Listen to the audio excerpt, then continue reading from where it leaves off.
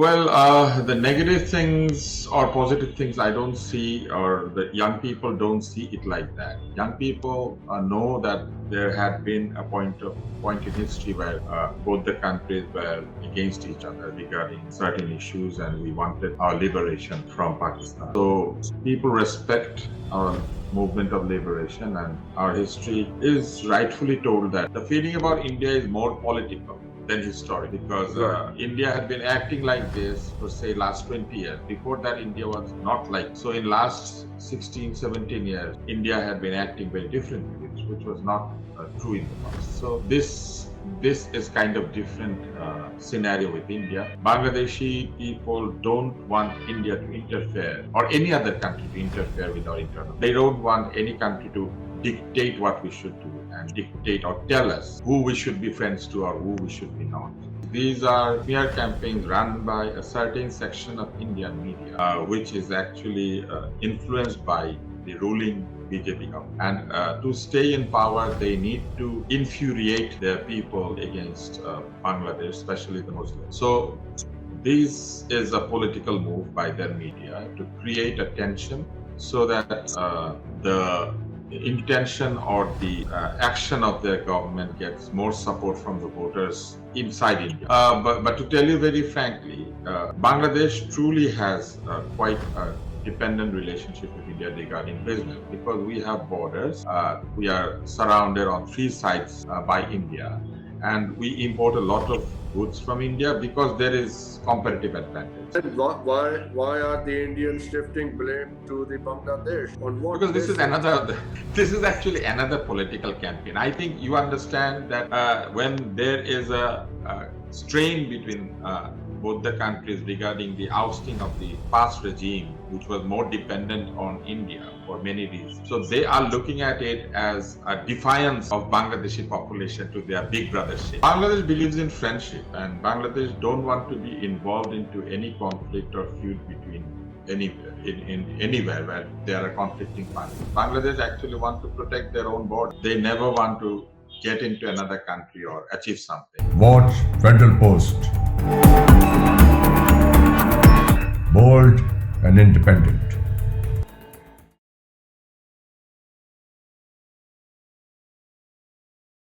Assalamu alaikum. Welcome to Talking Politics. This is Hassan Zafar, and we have Dr. Abdun Noor Tusher Sahab from Dhaka with us. Thank you very much, sir, for joining. A little bit of your introduction. You are the former CEO of Nagore Television, and you still own a part of it. With this journalistic career, I think you are in a very good position to talk about what is happening in Bangladesh today, how Bangladesh is repositioning itself after Sheikh Hasina Wajid, given Pakistani Foreign Secretary's visit to Dhaka. How do you see these developments?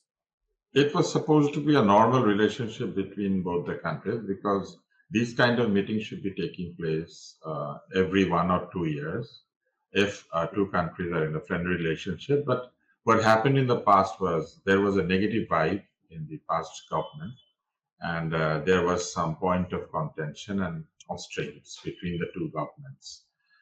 So the foreign service or the diplomatic meetings were withheld.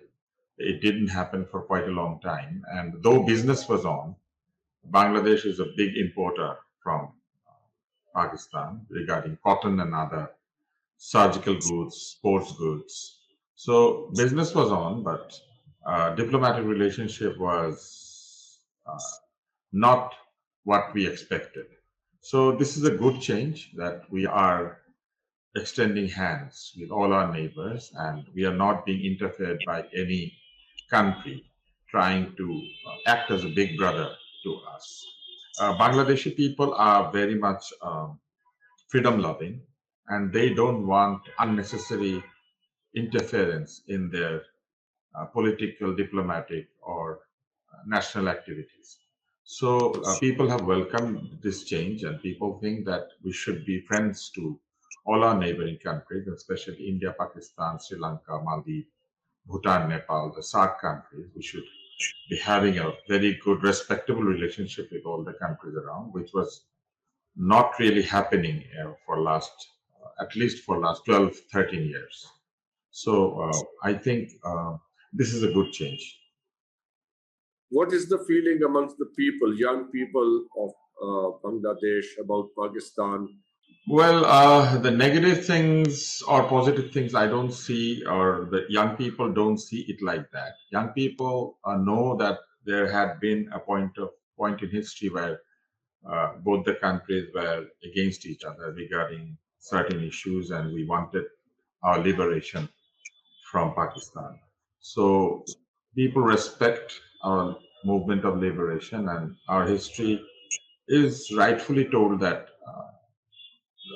there had been a situation where Bangladeshi people could not actually stay united with Pakistan. So we know the history, and the young people don't need to be told the history because it is all over the internet. There are books. There are people who actually taken part, who had actually taken part in the uh, war of liberation. So they know where to search for information, and they have the right information. The only thing that is being changed in this generation is like this generation is very pragmatic. So they think if Pakistan also acknowledges their mistakes of the past and they extend certain uh, actions, or they do some things which would prove their willingness to reconciliate and mend uh, the pain, sorrow, and the agony of the past, then they think that both the countries can go forward because Japan and America could be friends again. Vietnam and America could be friends again. So we have seen that there had been serious differences between two countries in the past in many parts of the world, but they move forward because they actually acknowledge their mistakes.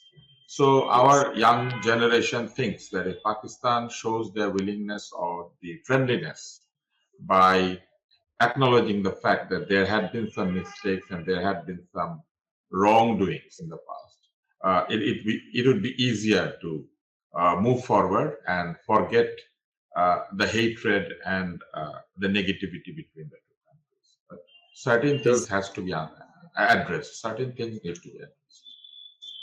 does the same thing not stand for India? Because when Dr. Yunus meets Prime Minister Modi, it's a very, very tense situation. So if uh, we are working on burying the past, We the actually did not have a yes. We actually did not have a war with India. So a war with a country in the past is certainly less, I would say, virulent than having a country which acted and interfered with our internal policies and political system. So there is a resentment about India in this generation because they have been very much interfering with our politics, our internal policies have been big brothering us, and um, they had been showing a kind of attitude toward Bangladesh, which made the young people feel that India is not treating us like brothers, or India is not respecting us as equal. So that is one thing. And the difference with Pakistan is not like that. We had a war, and there had been bloodshed. Uh, there had been people who were killed, and who were being homeless, and you know the history. So yes, the we two know the feelings history. are different. So But the feeling about India is not the same.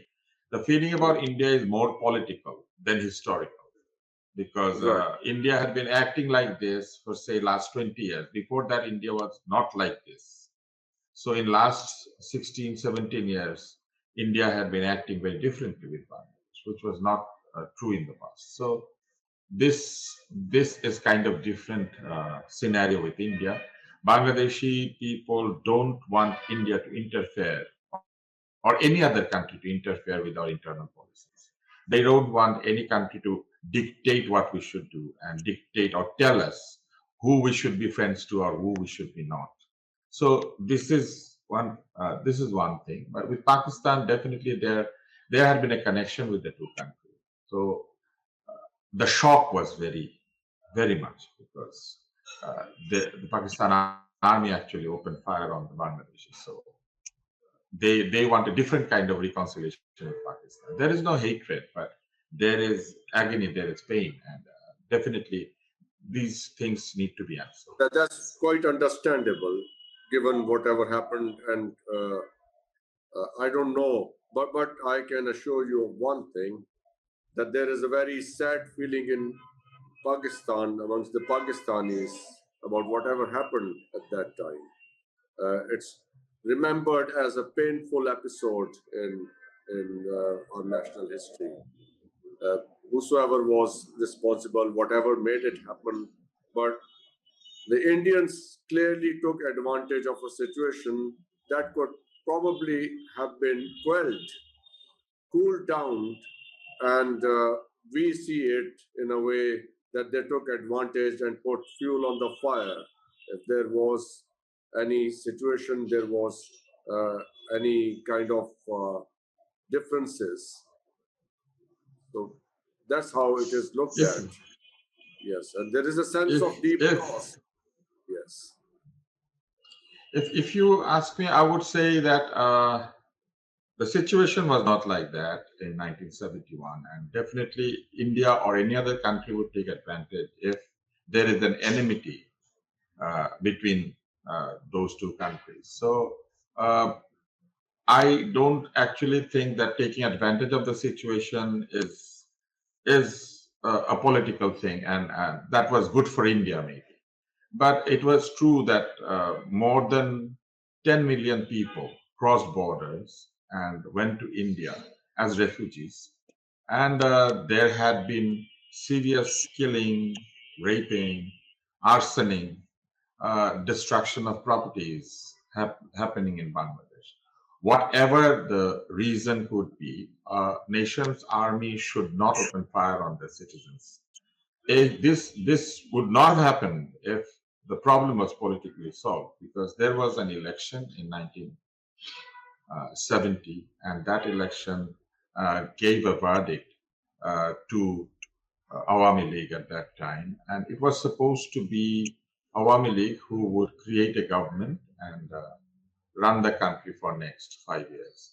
But that was denied by the then president Yahya, and there had been dilly-dallying, and the situation went out of hand, and people started feeling that staying united would never give them the right to government or right or to run the country. So the situation was different. If the people of a country don't want freedom, nobody actually can take advantage. We can see in many other countries where people have been living in oppression, but still they don't accept being dominated. Look at Israel and Gaza. Look at Israel and Palestine. Palestinians have not accepted defeat, and they would not accept uh, being dominated by Israelis. So, if any third party or any other country wants to take advantage, it is not possible if people of the land don't want it. So Bangladeshis actually wanted freedom, and that is why it happened. Advantage can only be taken when there is a situation where people of the land wants the same. There is an ongoing rhetoric in India that without Indian support, Bangladeshi textile industry is tumbling down. Bangladeshi textile have already lost 10% of their foreign export, and that 10% has moved to the Indian textile industry. That is the kind of thing that now, without our support, Bangladesh does not stand anywhere. They even go to the extent of blaming Bangladesh for whatever is happening in Murshidabad in West Bengal. That they No, are it's not responsible. true. Yes. But we hear that on a daily basis. These are smear campaigns. These are smear campaigns run by a certain section of Indian media, which is actually influenced by the ruling BJP government. And to stay in power, they need to infuriate their people against Bangladesh, especially the Muslims. So this is a political move by their media to create a tension so that the intention or the action of their government gets more support from the voters inside India. But to tell you very frankly, Bangladesh truly has quite a dependent relationship with India regarding business because we have borders. We are surrounded on three sides by India, and we import a lot of goods from India because there is competitive advantage. We import agricultural goods, we import textile, we import a lot of other things from India. But this is a natural thing because India is a big country and it's easier and less costlier. It is more advantageous for Bangladesh to import because we import by road. But it is not true that without Indian support, Bangladeshi textile and garments sector would not survive. That is not true because we import cotton not only from India, we import cotton from Pakistan, we import cotton from China, we import fabrics from China and all over the world because Bangladeshi garments and textile sector has expanded a lot and we source from all over the world to stay competitive. So it is not true that without Indian support, our sector would not survive. Maybe our cost of doing business might go a little bit high, but it is not going to make us less competitive because we source from different countries. India is not the sole supplier of our textile and garment sector. So this smear campaign is not right. Regarding other import materials, we are not solely dependent on India for anything. So it is not true that without Indian support we cannot survive. The cost of doing business might go high. And this smear campaign that they are running, it is actually going against India because people are getting more annoyed. They are actually getting pissed off with Indian media and they are losing their viewership in Bangladesh. So it is actually not doing any harm to Bangladesh, rather it is doing harm to Indian media because our people loved Indian TV channels. They actually see Pakistani and Indian TV serials. Your actresses, Hania Amir and others, I don't know a lot of names, but they're very popular here.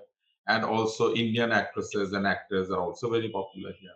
So your band singers are very popular here. Atif Aslam, Jal, then this Fateh Ali Khan family and other singers. They're very popular here. Your dresses are very popular here because people in today's world do not actually decide uh, things only politically. They decide things according to their choice. And if India makes our people so much annoyed, then actually India would lose business more because we import more from India. We have a business deficit with India, import deficit with India. So India is going to lose more through this smear campaign, not Bangladesh. So if you like to talk about geopolitics a little bit. Let me tell you about the Waqf thing. The amendment to Waqf bill is a very, I think, is a mistake by the Indian government because the Waqf rule is not actually a law decided by regular legal system. It is a Muslim legal system where Waqf is one kind of making a will of the properties for certain good cause, or if there is no inheritance, some people can decide that they want to waqf it for the people. So there is waqf lillah and there is waqf awlad. So there are other systems in Muslim legal system. So actually repealing or making amendment to the Waqf Act is actually not a legal decision. It is actually going to have more political and religious implication in India. I don't think that was a very good move by Indian court or the Indian government. And Bangladesh is not at all. Bangladesh is not at all involved with the problems now taking place in Murshidabad and the other places where Muslim majority people are there. In Murshidabad, in near Calcutta, it was under Nawabi rule, and there are more properties in these areas which are waqf because Nawab is gone, and Muslim properties are more waqf in these places in Murshidabad, in Bihar, in Assam, in near Calcutta, because that was uh, at one point of time it was under Nawab Sirajuddaulah Ali Verdi Khan and other Nawab, Yeah. Muslim Nawabs. So those properties are also Waqf, under Waqf. So a lot of properties which are now being used for collective cause for Muslims, like mosques have Waqf properties, orphanages have Waqf properties, and Graveyards. there are. So this is actually going to do harm to the less income group of the Muslim population. This is not a right thing, which they have done. Then why are the Indians shifting blame to Bangladesh? On what Because this is basis? another, this is actually another political campaign. I think you understand that when there is a strain between both the countries regarding the ousting of the past regime, which was more dependent on India for many reasons. So they are looking at it as a defiance of Bangladeshi population to their big brothership. So what they are doing is like they are actually reacting very badly, and this is not a reaction which is politically correct. This is one kind of showing annoyance, showing hatred, or showing enmity to Bangladeshi people. So blaming everything on Bangladeshi people or blaming everything to Pakistan or any other country where there are Muslims is another policy of the current regime in India. How far is this allegation correct that almost uh, 2 crore, 20 million illegal Bangladeshis are living in India at the moment? It's not true because it is not easy to hide in India. Indians do have different kind of identification processes. They also had done something with their Citizenship Act, and they had been checking all the citizens for last quite a few years. BJP had been telling that they would be getting all the illegal intruders out to the neighboring countries, and they have not only blame Bangladesh for it, they say that Nepalese are in, they say Maldivians are in. They actually think in India is like USA and everybody wants to get inside India. It is not true because Bangladesh is not in an economic situation where Bangladeshis do really want to go to India and live there. There are people who cross borders. That is not because of poverty or anything. That is because they have relationships in India. They have old relatives living in India. Many Indians and Pakistanis, they do have properties in Bangladesh also. So people cross border for many reasons. But it is not true that there have been 20 million people in India who went from Bangladesh. It is not true.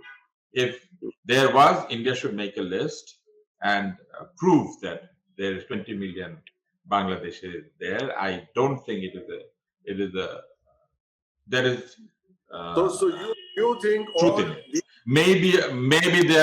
Maybe there are like a few thousands or maybe 100 or 200,000. This can happen because India is a nation of 150 crore people. Bangladesh is also around 17, 18 crore people. So people can cross border where there is a large border with India.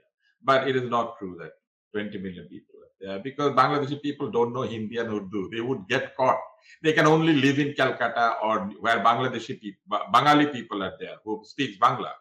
So it is not yes, easy to hide in the southern provinces of India or in Kerala or in Delhi because those are not Bangla speaking areas. So it is not true. right. So we also hear that what is happening in Myanmar, Bangladesh is sending 3 division uh, army as a third line of defense in the action against the miscreants in Myanmar. The Indian media is telling us that it's the American game which the Bangladeshis are playing now. And at the same time, they are trying to have a cordial relationship with China. So, in their opinion, Bangladesh is now caught between these two big powers. How do you see the geopolitical policy of Bangladesh government in this context? Bangladesh believes in friendship, and Bangladesh don't want to be involved into any conflict or feud between anywhere where there are conflicting parties. Bangladesh actually want to protect their own border. They never want to get into another country or achieve something. So our army is a very well trained and disciplined army, and our army had been serving in different places of the world as peacekeeping force, and we have a very good reputation all over the world as peacekeepers. So our army is a peaceful army. It is not an attacking or aggressive army. Our defense is actually made to protect us, not to harm someone else. So if India or any other country accuses that Bangladesh is building up forces in Myanmar border, or Bangladesh has intention to engage into military activities, I don't think it is right. And it is very easy to prove now because there are low orbiting satellites, there are satellite images which you can gather from different places, and there are certain vendors who actually would supply you uh, live or real-time photos of movement in any geographical area. So if anybody accuses or says that Bangladesh is building up their forces near Myanmar border, I would just tell them to give proof because it is not right. Our army is not that big that it would just move to one border and uh, go there. And our army is not interested to engage into any conflict between Arakanis and the Myanmar army, or any insurgencies, or any movement inside India also. So I don't think it is the right thing to do. Our army is definitely on an alert because Arakan army is now fighting with Myanmar troops near our border. So our army of course under alert, and that is the natural reaction of any army in the whole world. If there is a problem in any border, our army and our border force is going to be on alert. And our hill tracks were also under a lot of constraints or a lot of military activities in the past. There had been military deployment in Hill Tract also from quite a long time, from 1974 onwards. So I don't think that anything extra is taking place over there. We also have reports of Indian military buildup alongside the Bangladesh border. That is also something to be proven. But I think that if India is also amassing troops in near Bangladesh border, India must explain why they're doing it, because we have no problem with India, or we have no connection with whatever is happening in India now. India is also facing a lot of trouble regarding Punjab, Kashmir. There had been certain moves in the Tamil area of India, and the Seven Sisters had been very volatile for quite a long time. So it's India's problem, and if India wants to solve it uh, by force, it is their decision. But uh, anything not negotiated politically ultimately would turn out very volatile for any country. And we have example between Pakistan and Bangladesh. Without negotiating anything going towards that direction might not be very good for India also.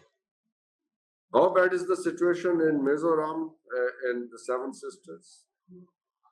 Well, I don't have a good idea on that, but I have been seeing international media for quite a long time, and we had been seeing certain revolts, rebellious processions, and certain actions by people over there, and they have political differences with the Indian government. I think it is quite volatile now, and India should be engaging into solving it rather than blaming Bangladesh or any other country for it. They should solve it, and that is the right thing for any government to do.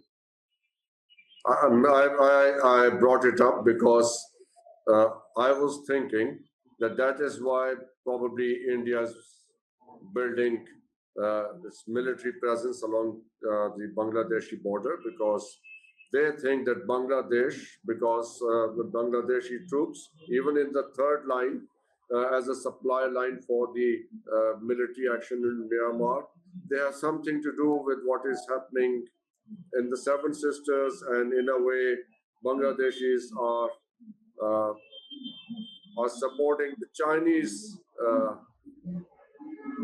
presence in the area, because China has already annexed 4,000 square kilometers in Arunachal Pradesh.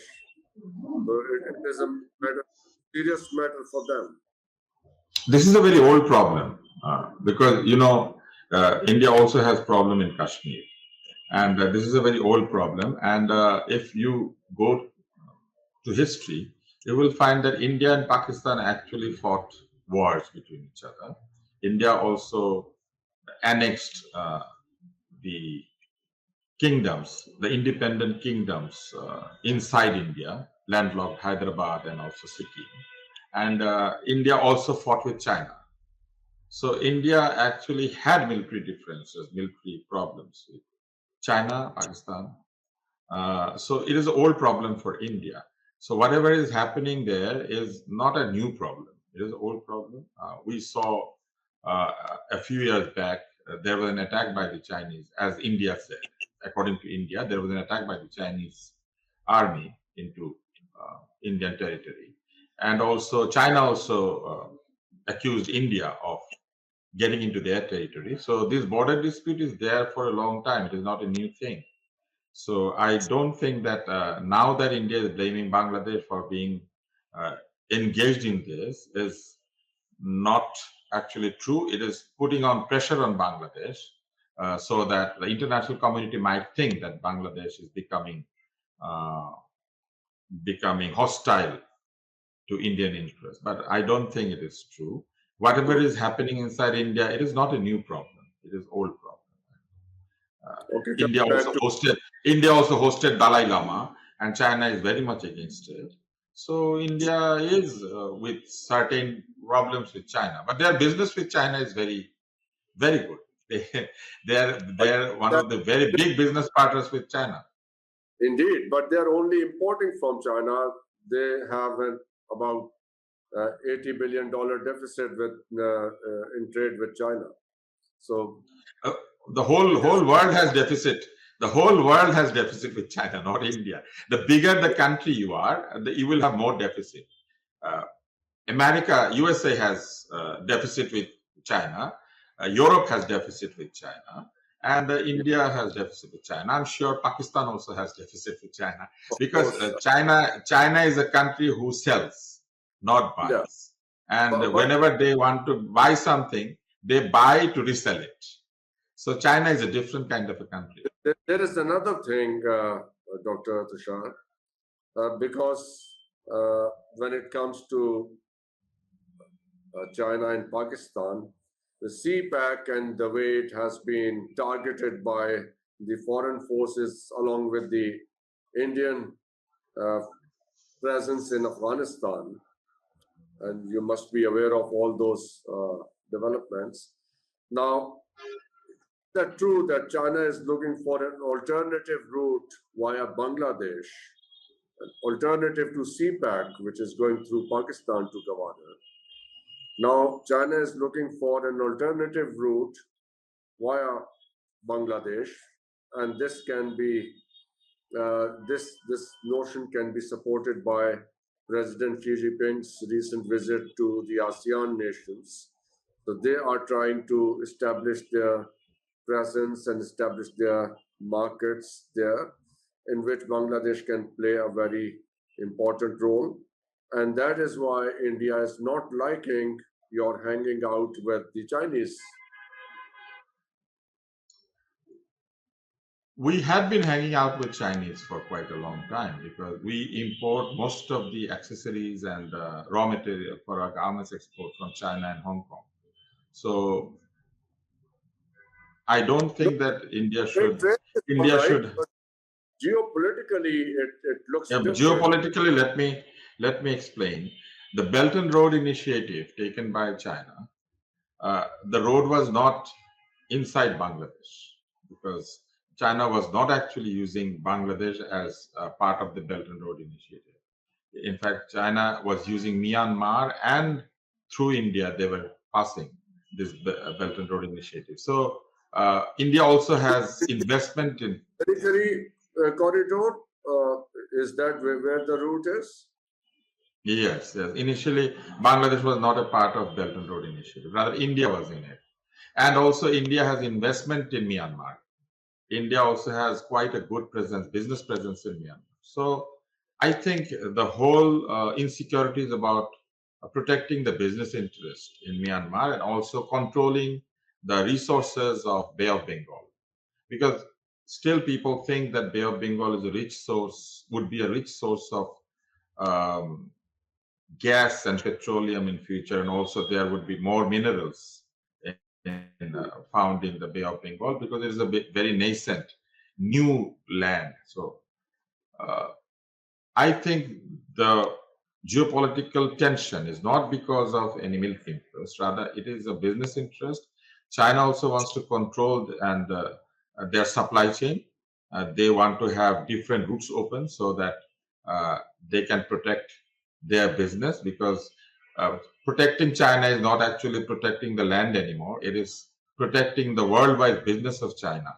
And you can see that China has opened health service to Bangladeshi people because China wants to expand their business relationship in the neighboring countries of India, which was actually the Indian market for advantageous reasons. Like Maldives is dependent on India for business, Nepal, Bhutan is landlocked, so they're dependent on India for business. Bangladesh is also dependent on business. So opening up another route through Myanmar to Cambodia, Thailand, China, and other ASEAN countries, India would not want that because that would harm their local business, the business in the SARC area. So it is actually protecting the business interest of all the countries involved here. And as China and India are two big players, and they are also military, they have military strength. So they are actually flexing their muscle with each other. And in between, Bangladesh is being used as a example or certain kind of a decoy. Blaming everything on Bangladesh is actually giving India certain advantage in the worldwide media because India can do things and say we are doing it because Bangladesh is doing it, not China. But So India is actually playing. if you are watching the European media, especially German television, DW, does not sound very favorable to India as it used to maybe some time ago. It seems like things have world After over. Yes. after the change in US government, after Mr. Trump came to power, and because of the Russia-Ukraine war, the economy of the whole world is suffering.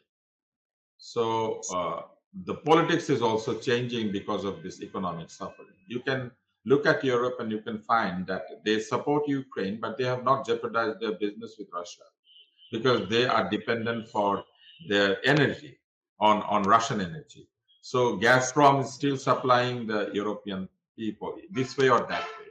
And there had been certain sanctions on Russia, but that those were selective sanctions. You can find out that Russia is also doing business because business-wise, as the whole world has to feed more than 700 crore people, or more than that now, 900 crore people in the whole world.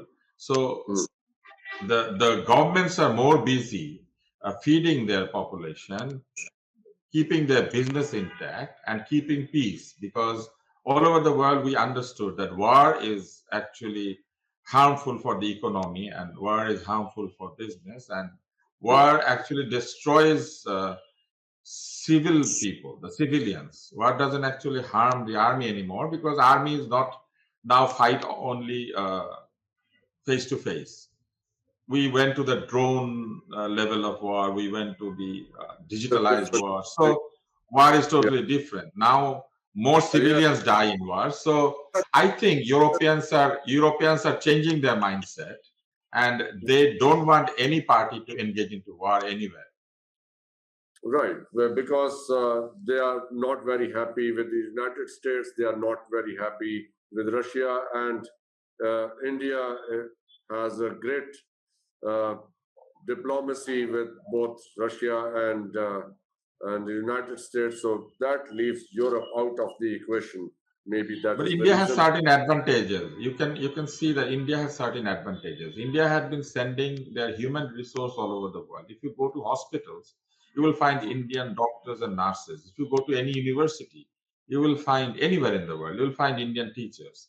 If you go to certain service industry in Africa, USA, or anywhere in the world, like Mm, grocery shops, uh, the pubs, the restaurants, you will find a lot of Indians working there. So Indians are now all over the world, and they actually serve to the lower community, to the middle income community all over the world. So I think if India engages into a war or enmity with any neighboring state or anywhere, it is going to harm India more than others. You can see in USA the mm. scholarship that has been cancelled of the students, around 50% are Indian students.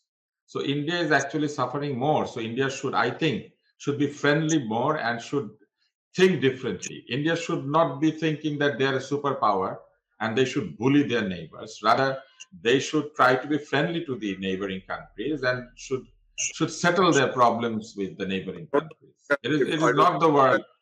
Yeah. I don't know if they're really willing to do that because of the kind of tone we hear and the arrogance we see in their behavior. I don't know if they are really up for this kind of nice attitude in the neighborhood.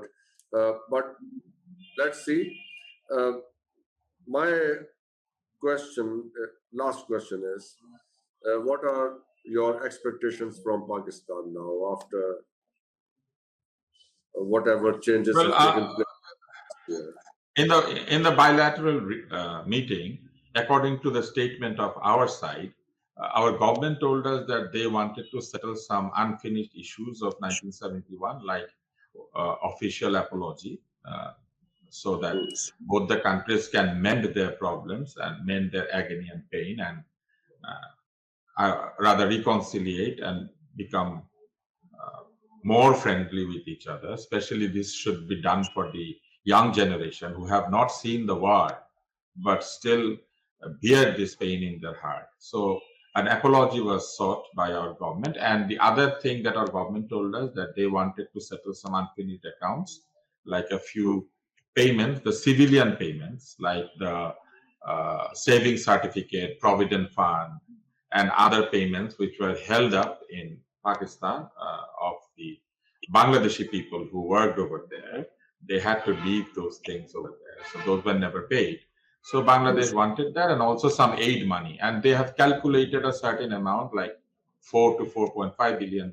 So I think in future, Pakistan and Bangladesh should sit together and see if those things could be done as quick as possible. And our When they, expectation is also to increase cooperation with Pakistan and the neighboring countries. Use Pakistan as a gateway to the Middle East, because you are very close to Middle East. You are very close to Central, Afghanistan. yes, Yes, and you have the oldest trade route inside Pakistan, the Silk Route. yes. So But see, our intention is to, and you also have a very rich history, rich political and military history, because you are a part of India where a lot of uh, things took place in the past. So I'm we were all part sure of India, but we when also we share sit a lot of together, rich, historical things happening. So and we have our people shared it, think that we should have more tourism between each other. yes. I'm sure Yes, when yes. two people You had been saying something. So mean to mend, when two sides really mean to mend things, there is always a way of doing it. And as far as yes, the official, and our expectation is to increase tourism. Our expectation is to increase tourism, increase educational exchange, technology exchange. You have certain advantages. You make a lot of good sports equipments. So we want to share, we want to have that technology so that we can, rather you might uh, open your factories here so that we can get cheaper sports goods, because that is what very much needed. You make a lot of good stainless steel and other surgical equipments. We want that. We I also want different kind of. I'm and sure that's exactly what you were you told. produce cotton. Yeah, Yes. you produce Anything, cotton. You also and have a very good ICT backbone. You have a lot of good programmers and coders in Pakistan. So we want to also share that. There are certain avenues where we can actually cooperate and share with each other the good things between each other, and that would necessarily uh, decrease the amount of problems between the two nations, which culminated in the past. So we want better relationship with all our neighbors, especially Pakistan and India, because you are the two big neighbors, and we shared a certain time in history together. Dr. So I Dr. think those things we expect from you. Dr. We Tushar, also one want thing. cultural exchange. We also want cultural exchange. We want Sure. medical exchange, medical knowledge exchange. So there are different avenues to share, and I think we can be working together to bring meaningful peace in subcontinent, this part of Asia. Yes. One last thing I would like to underscore before we take leave. General Musharraf, when he visited Bangladesh, he offered an apology. Was that not enough? Well, to our people, we want a ratified apology that as a nation, your government said that there had been wrongdoing in the past, and He it is was the being head of state. it is being told in your parliament, and it is written somewhere in your books that uh, Pakistan offered an apology. That was kind of on a personal note. Mr. Musharraf said that we are sorry. That thing was also done by Bhutto when Bhutto and Mr. Mujib hugged each other, and they had a very friendly meeting before in 1974. So that So, is okay, not an let's official apology. That is not go an with official apology because later on we saw that Mr. Musharraf was ousted from power and was tried in your country. So we want something as a nation from your country, not from a person. Like today, Mr. Imran Khan says he's sorry. Next day, he's in jail. Today, Mr. Shahbaz Sharif says he's sorry. And the next day, he's in Dubai. We want all. Pakistan to say sorry, not Mr. Shahbaz Sharif or not Mr. Parvez Musharraf. But somebody on behalf of Pakistan, some individual will have to do that. Okay, I think we can leave it It to has to the. be. It has to be on a paper. It has to be on a document, like a You, letter of apology. Yes. I think both nations can find a way to satisfy each other on this account. This is a doable thing, and whatever makes you happy will make us happy. That's all I can say. And I would like to take your leave for now. Thank you so much for waiting for this interview when we couldn't connect earlier, and for your time. We'll continue this dialogue. And you take care of yourself and all the Thank best. you. Thank you, Dr. Hassan Zafar, for inviting me here. I had been. I tried to be as open as possible, not to hide any Definitely, emotion or definitely, anything. And I think the more open we are, the more open we are when we talk with each other, the problems definitely. will be solved quickly. Yes. Thank you so much. Thank you so much. All the best. Khuda Hafiz.